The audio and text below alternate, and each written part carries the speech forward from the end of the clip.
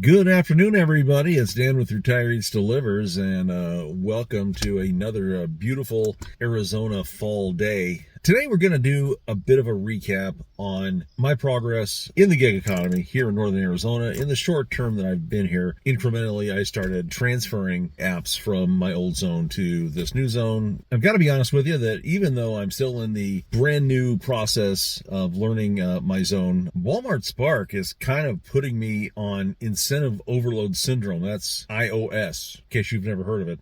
Seems like at all times here in Northern Arizona, there are incentives going on. Let's talk about incentives, whether it be on Walmart Spark or DoorDash or any of the other apps that put out various incentives, peak pay, surge pay, whatever they're calling it. Bonuses meeting some sort of goal criteria.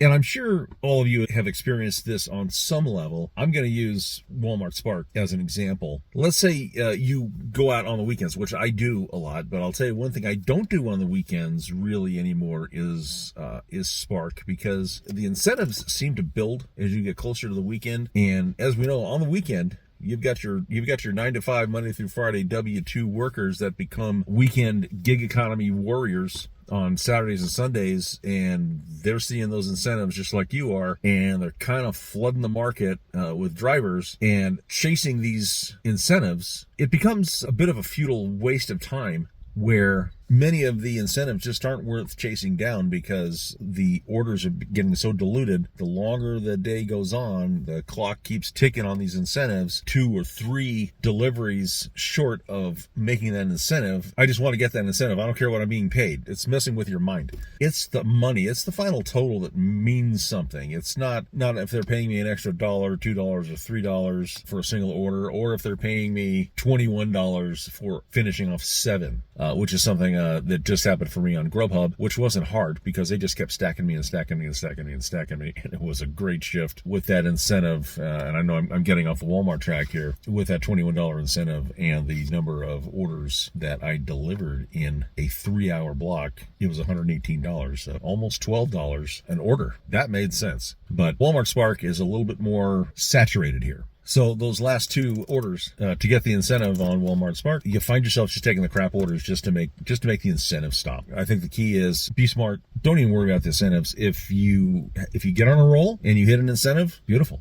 That's fine. That works out. Don't just say, I'm going to get this incentive no matter what. And one more thing about the incentives. The times where I've let myself get lulled into those things, inevitably, I'm 2 drops away. I'm 2 trips away from completing that incentive, and then I get that nightmare order. You don't want to take it. I don't want it. I want to haul cases of water upstairs that are 3 stories with no elevators. That's just madness. That's just wrong. But maybe it's the only order between you and finishing an incentive. That's a terrible position to put yourself in. I suggest don't put yourself in that position. Let's say you do have a mind for going after the incentive, and there's a finite amount of time you have during the day to do that. Just be realistic. Look at what you've got. Is it realistic at all that I'm going to be able to accomplish 3 Walmart orders in the span of an hour? As for the gig economy in general, what's really important is not just that you know the layout of your area. Sure, that's important. Don't get me wrong. That is at least half the battle, maybe a little more towards 60% of the battle. But you've also got to know your apps. You need to know what apps work, what time of the day they work, what days of the week they work well, and how can you combine your apps to maximize your earnings. It can be done. Maybe you need to write it down. Maybe you need to track what you're doing. Maybe you've just got an active enough mind to where you've got this, right here in your brain bucket. What has been working for me in this area? During the day, Uber Eats has been very good. From about the end of the breakfast rush through the lunch rush. And this is Monday through Friday now. I've been using Uber Eats and I've been using Walmart Spark. I've been multi-apping there. Uber Eats is surprisingly good here.